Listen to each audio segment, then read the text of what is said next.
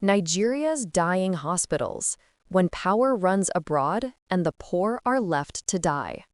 Recently, Nigeria's finance minister, Wale Edun, reportedly suffered a stroke and was flown abroad for treatment. The news spread quickly, not just because of his position, but because of what it revealed about us as a nation. Once again, when sickness struck, our leaders ran, not to the hospitals they built, but to the ones they trust abroad. But pause for a moment. What if his condition had required treatment within 2 hours? What if there was no time to fly, no private jet, no foreign doctor waiting on the other side? Would any hospital in Nigeria have been able to save him? This isn't just about one man. It's about a country where life has become a gamble and where survival depends not on how sick you are, but on how powerful you are.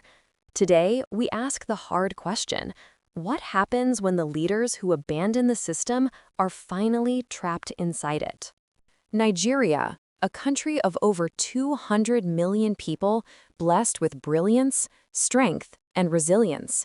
But there is one place where all of that strength collapses: the hospital.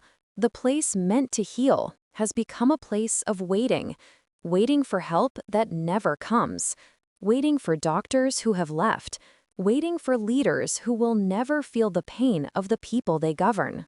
9 times out of 10, when a Nigerian politician falls ill, they don't go to the hospitals they built, because they know what they built.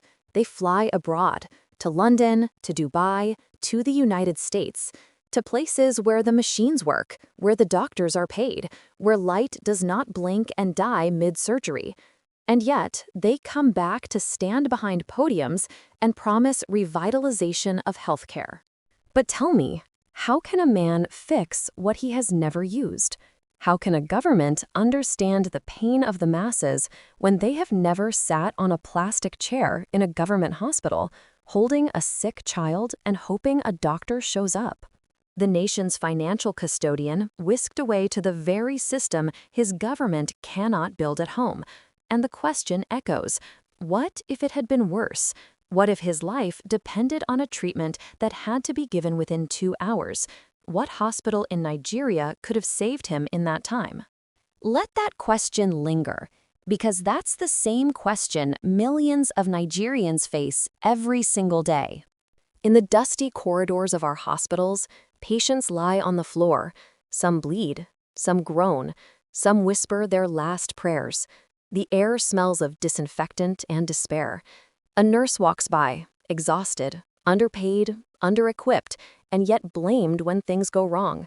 Doctors are leaving in droves, flying to Canada, the UK, Saudi Arabia, chasing dignity, chasing survival. Can we blame them? How do you heal a nation that refuses to heal its healers? Our hospitals have become museums of what could have been. Machines that no longer work, wards that are overcrowded, pharmacies with empty shelves.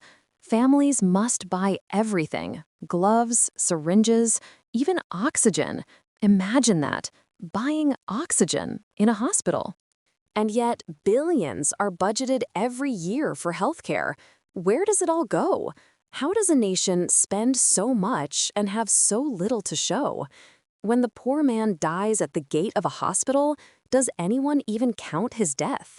When the midwife delivers a baby in darkness because there's no light, does anyone care? We build roads to airports so our leaders can fly abroad for treatment, but we can't build a road to the hospital down the street. We buy jets for comfort, but cannot buy incubators for newborns. We spend millions on medical trips, yet our doctors earn less than a politician's wardrobe allowance. And so the cycle continues. The leaders fall sick, they fly out. The people fall sick, they die in silence. The doctors leave, the system bleeds. The hospitals rot, and the nation watches. But here's a haunting truth: sickness does not respect power.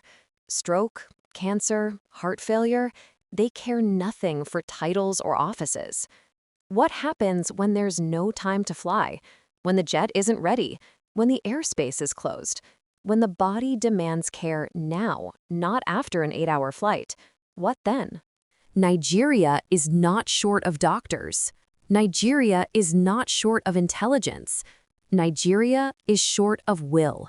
Will to build, will to care, will to value life. And so we must ask ourselves, how long will we continue like this? How long will a nation of such promise remain a graveyard for the poor and a departure lounge for the powerful?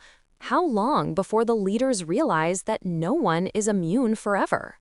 Because one day, there may be no time to fly. Until then, our hospitals will keep dying, and with them, the dreams of millions of Nigerians who still believe that someday they'll walk into a hospital and walk out healed.